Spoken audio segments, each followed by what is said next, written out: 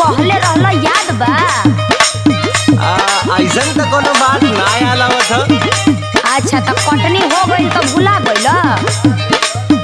ओहो, अरे बताइबू कि बुझनी बुझाइबू? आ तू का इतना भूमिका बनावेलू हो? कौनो बात सीधे सीधे ना बोल सकेलू? एक तो इतना टेंशन कपार पे खुदे है, ऊपर से लगाबू तू ऐठे। हाँ हाँ, हमरा भी टेंशने न बुझाई। काम निकल गइल ना, नहीं याद आवता तो सुन याद करावतानी। हाँ हाँ बताओ तो तनी। खाली फुसिलाई के